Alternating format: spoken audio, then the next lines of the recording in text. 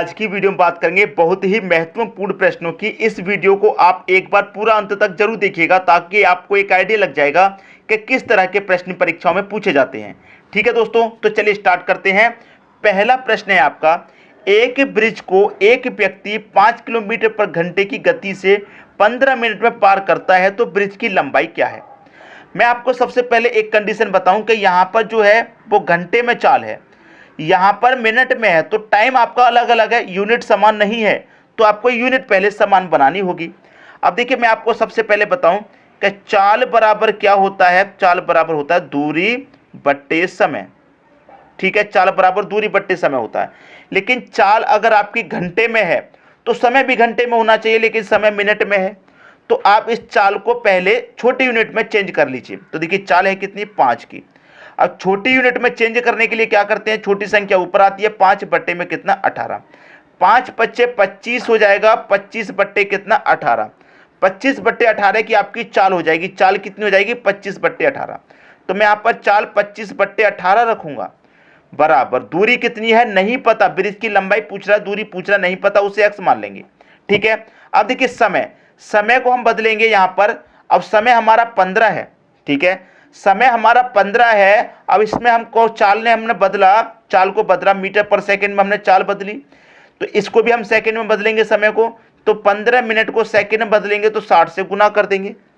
ठीक है, अब इसको सॉल्व कर लीजिए। देखिए ये 6 से कटेगा 3 बार में, ये 6 से कटेगा 10 बार में, 3 से 15 कटेगा 5 बार में, 5 का मल्टीप्लाई 10 से 50 हो जाएगा, क्रॉस मल्टीप्लाई कर दो, 5 का मल्टीप्लाई 25 से करेंगे 125 हो जाएगा, बराबर कितना x, और एक ये जीरो आ जाएगा यहाँ पर, तो ये 1250। x का मान कितना गया, 1250। तो ब्रिज की लंबाई कितनी है, 1250 मीटर है। ये आपकी क्वेश्चन का सही आंसर हो जाएगा। उम्मीद करता हूं दोस्तों सभी को सवाल अच्छे तरीके से समझ में आ गया होगा, किसी को भी प्रश्न में कोई भी डाउट नहीं होगा। ठीक है दोस्तों, अब देखेंगे अगला प्रश्न। अगला प्रश्न है 52 बट्टे x बराबर रूट में दे रखा 169 डिवाइडेड बाई 289 है, तो x का मान बता दीजिए। यहाँ पर जो x है हमें इसका मान बता देना है। तो देखिए यहाँ पर मैं लिखूंगा 52 बट्टे x आ जाएगा, सीधा सीधा बराबर का साइन है, बराबर आ जाएगा। अब ये रूट में है तो इसका स्क्वायर रूट निकाल लीजिए। 169 का स्क्वायर रूट कितना होता है, 13 होता है। 289 का कितना होता है, 17 होता है। अब इसे कटाएंगे ऊपर ऊपर, तो 13 कम 13 कटेगा, 13 चौका 52 कटेगा, क्रॉस मल्टीप्लाई करेंगे तो 17 चौका कितना हो जाएगा, 68 हो जाएगा, और x का मल्टीप्लाई 1 से होगा तो x ही रहेगा, तो x का मान कितना आ गया, 68 आ गया। x का मान ही तो पूछ रहा था, क्या होगा, x का मान तो 68 होगा। ये आपके प्रश्न का आंसर होगा। उम्मीद करता हूं कि सभी की समझ में प्रश्न बहुत ही अच्छे से आ गया होगा, किसी को भी प्रश्न में कोई डाउट नहीं होगा। अब देखेंगे अगला प्रश्न। अगला प्रश्न है 7500 प्लस 1250 डिवाइडेड बाई 50 बराबर क्या। देखिए इस तरीके का प्रश्न हो, कभी प्लस का साइन, कभी डिवाइड का हो सकता है, गुना का साइन भी हो, माइनस का भी हो, तो ऐसे प्रश्न में क्या होता है दोस्तों, बोर्ड मास का नियम लगता है। आप जानते हैं बोर्ड मास का नियम, अगर नहीं जानते हैं तो हमने वीडियो बना दिया है, देख लीजिएगा। ठीक है, बोर्ड मास का नियम। तो यहाँ पर क्या होता है, बोर्ड मास में सबसे पहले ब्रैकेट, ब्रैकेट के बाद ऑफ, ऑफ का मतलब का मतलब गुना, फिर डिवाइड होता है सॉल्व, डी का मतलब डिवाइड। तो यहाँ पर डिवाइड दे रखा तो पहले ये डिवाइड सॉल्व होगा। तो 1250 में क्या करना है, 50 से डिवाइड देना है। तो 50 से डिवाइड देंगे तो ये जीरो से दोस्तों ये जीरो कट जाएगा, और 5 से कटाऊंगा 125 को, तो ये 25 बार में कट गया, डिवाइड हो गया। डिवाइड के बाद होता है मल्टीप्लाई, मल्टीप्लाई यहाँ नहीं दिया गया, एडिशन होता है, एडिशन यहाँ पर दिया गया। तो ये क्या दे रखा है, 7500।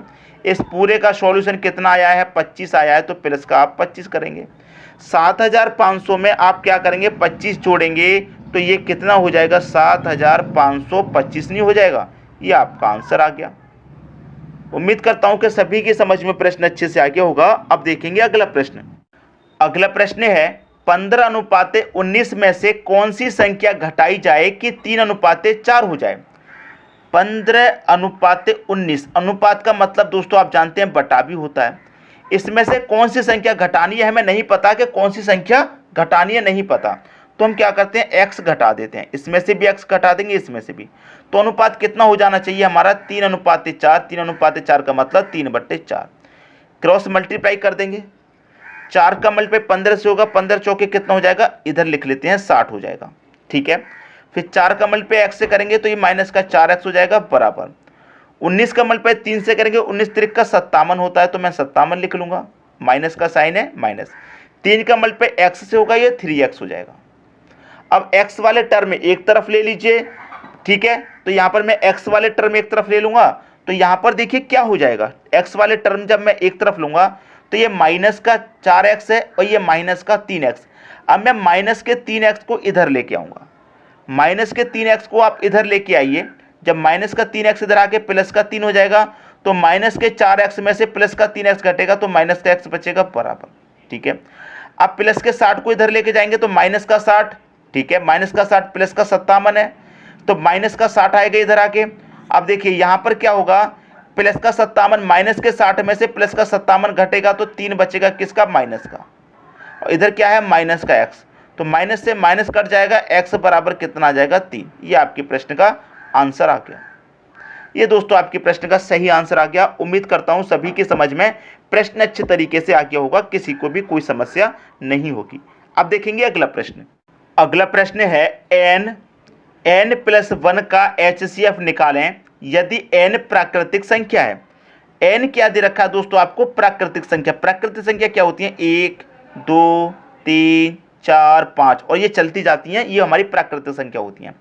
तो n कोई भी एक प्राकृतिक संख्या ले लीजिए, मान लीजिए आपने n 1 ले लिया, तो मैं इस n की जगह 1 रखूंगा और 1 में 1 जोड़ दूंगा तो कितना हो जाएगा, 2 हो जाएगा। अब 1 और 2 का HCF निकालेंगे आप, कितना हो जाएगा, 1 ही रहेगा, क्योंकि 1 इसको भी काटेगा 1 इसको भी काटेगा।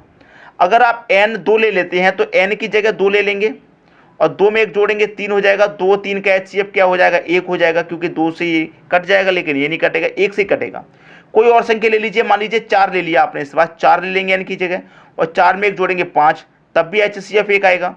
तो यहां पर जो आपके प्रश्न का सही आंसर हो जाएगा वो 1 हो जाएगा। n प्राकृतिक संख्या है तो आपको HCF पूछ रहा है, तो HCF कितना आ जाएगा, 1 हो जाएगा। मैं उम्मीद करता हूं सभी की समझ में प्रश्न बहुत ही अच्छे तरीके से आ गया होगा, किसी को भी कोई समस्या नहीं होगी। ठीक है दोस्तों, अब देखेंगे अगला प्रश्न। अगला प्रश्न है, दो संख्याओं का योग 14 है तथा उनके वर्ग का अंतर 56 है, तो संख्याएं हैं। दो संख्याओं का योग 14 है, दो संख्या मान लीजिए कोई भी, पहली संख्या x दूसरी संख्या y, दोनों का योग कितना दे रखा है आपको, 14 दे रखा है। इतनी बात दोस्तों समझ में आ गई यहाँ तक। जब यहाँ तक बात समझ में आ गई है तो आगे देखते हैं क्या कह रहा है, तथा उनके वर्ग का अंतर। उनके वर्ग का अंतर, तो इस संख्या और इस संख्या के वर्ग का अंतर, मतलब x का वर्ग और y के वर्ग का क्या अंतर कितना है, 56 है। 56 है, तो उन संख्याओं को बता दीजिए कौन कौन सी वो संख्या होंगी, मतलब x कौन सी संख्या होगी और y कौन सी संख्या होगी, ये आपको बता देना है। ठीक है, अब देखिए इसको हम सॉल्व करेंगे। तो देखिए कुछ कुछ आपको ये एक फॉर्मूला बनता हुआ दिखाई दे रहा होगा, a square minus B square. ठीक है, x square minus Y square दे रखा है, तो ये कौन सा फॉर्मूला है, A square minus B square. तो A square minus B square बराबर क्या होता है, ए प्लस बी, ठीक है, इंटू ए माइनस बी। यही तो होता है फॉर्मूला, ए स्क्वायर माइनस बी स्क्वायर, ए प्लस बी इंटू ए माइनस बी, यही तो होता है। अब देखिए यहाँ पर ए प्लस बी, ए माइनस की जगह संख्या चेंज है, ए की जगह आपका एक्स है, बी की जगह वाई है। ठीक है, ए की जगह यहाँ एक्स है, माइनस बी की जगह वाई है, लिख लिया आपने। और ये कितने के बराबर है, देखिए आपका x square minus Y square बराबर इतने के बराबर है, और ये कितने के, 56 बराबर है। तो देखिए 56 के बराबर है और ये इसके बराबर, तो ये पूरा 56 इसके बराबर हो जाएगा कि नहीं हो जाएगा। देखिए मैं कैसे समझाऊं आपको, आपको ये फॉर्मूला बनता है x square minus Y square बराबर कितना फॉर्मूला बनता है ये। ठीक है, जब ये इसके पूरे के बराबर ये है, इसके पूरे के बराबर ये है, तो इसके बराबर आप 56 रख सकते हैं, 56 आपने रख दिया। अब आपके देखिए x प्लस वाई कितना है, x प्लस वाई आपका 14 है, तो मैं इसकी जगह 14 रखूंगा, तो 14 से कट जाएगा, 14 चौका 56, 4 बार में, तो इससे ये कट गया। तो यहाँ पर क्या बचा, x माइनस वाई की वैल्यू कितनी आ गई, 4। अब देखिए x प्लस वाई कितना है, 14, और x माइनस वाई कितना है दोस्तों, 4 है। अब निकाल लीजिए, प्लस का वाई माइनस का वाई कटेगा, x और x कितना हो जाएगा, 2x हो जाएगा, बराबर 14 और 4 कितना हो जाएगा, 18। ठीक है, 2 से कटा दूंगा, 9 बार में कटेगा, x की वैल्यू कितनी आ गई, 9। अब एक संख्या निकल के आ गई x, अब आपको y बता देनी है। अब आप बहुत अच्छे तरीके से दोस्तों जानते हैं कि x और y दोनों का योग आपको कितना दे रखा है, 14 दे रखा है दोनों का योग, और 14 में से x आपका कितना है, 9। तो 9 में आप कितना जोड़ेंगे कि 14 हो जाए, आप जानते हैं 5 जोड़ेंगे कि नहीं जोड़ेंगे, तो x आपका 9 हो गया, y आपका दोस्तों कितना हो जाएगा, y आपका 5 हो जाएगा। ये आपका आंसर आ गया। हमसे पूछ रहा था संख्याएं, तो पहली संख्या 9 है, दूसरी संख्या 5 हो जाएगी। ठीक है, अगर आप इसे चेक करना चाहते हैं आगे चेक भी कर सकते हैं। कैसे? उनके वर्ग का अंतर कितना है? 56। तो दोनों का वर्ग कीजिए, 9 का वर्ग 81, 5 का वर्ग 25, दोनों का अंतर 56 होना चाहिए। 11 में से 5 घटाऊंगा 6, 7 में से 2 जाएगा 5, अंतर 56 आ रहा है, बिल्कुल सही। तो सभी कंडीशन को फॉलो कर रहा है, आंसर आप सबका अच्छे से समझ में आ गया होगा। अब देखेंगे अगला प्रश्न। अगला प्रश्न है 12, 15 तथा 18 तीनों से विभाज्य होने वाली छोटी से छोटी संख्या निकालें। अब देखिए 12, 15, 18 का आप एलसीएम ले लीजिए, वही संख्या होगी जो इन तीनों से कट जाएगी। अब आप कहेंगे सर एलसीएम निकालने के लिए कोई ट्रिक बताइए। देखिए एलसीएम निकालने के लिए अगर आप ट्रिक सीखेंगे तो उसमें आप भूल जाएंगे। एलसीएम निकालने का जो शुरू से आप सीखते हुए आ रहे हैं, जो 4, 5, 6ठी क्लास से सीखते हुए आ रहे हैं, उसी से निकालिए एलसीएम, उससे जल्दी भी निकलेगा और कभी गलत भी नहीं होगा। आपको एलसीएम किसका निकालना है? 12, 15 और 18 का निकालना है। तो हमारा बेसिक तरीका जो हम बचपन से सीखते आए उसी से निकालिए। सबसे पहले 2 से कटाइए, 6 बार में जाएगा, 15 2 से नहीं कटेगा, ये 9 बार में जाएगा। फिर 2 से कटाइए, 3 बार में जाएगा, 2 से 15 नहीं कटेगा, 9 भी नहीं कटेगा। अब 2 से नहीं कटेगा, 3 से कटा दीजिए 1 बार में, 3 5 15, 3 त्रिका 9। ठीक है, फिर 3 से कटा दीजिए 1, 3 से 5 नहीं कटेगा, 3 1 कम 3। अब इस बार 5 से कटा दीजिए, कट गया सब कुछ कट गया। अब ये जो यहाँ पर बचा है इनका आप क्या करेंगे? मल्टीप्लाई कर लेंगे। ठीक है, तो मल्टीप्लाई करेंगे, 2 दूनी का 4, 4 त्रिका 12, 12 त्रिका 36, और 36 का मल्टीप्लाई करेंगे 5 में। यहाँ पर करते हैं 36 मल्टीप्लाई 5, 5 छिक्के 30 का 0 कैरी का 3, 5 त्रिका 15 और कैरी का 3 कितना? 18। कितना आ गया? 180 आ गया। तो 180 आ गया, तो जो 180 आपका 12 से भी कटेगा, 15 से भी कटेगा, 18 तीनों से विभाज्य होगा ये। ठीक है, सबकी समझ में आई बात? आप करके देख लीजिए, 12 से भी डिवाइड करके देख लीजिए, 180 को 15 से भी करके देख लीजिए, 180 को 18 से भी। अब 18 से तो ये 10 बार में सीधा सीधा कट रहा है, कुछ भी शेष नहीं बच रहा। 15 से कटा दीजिए, 15 कम 15, 3 बचेगा 30, 15 दूनी का 30, ये भी कट गया। 12 से कटाइए, 12 1 कम 12 कटेगा, 6 बचेगा 60, 12 5 60, पूरा कट रहा है, कुछ भी शेष नहीं बच रहा।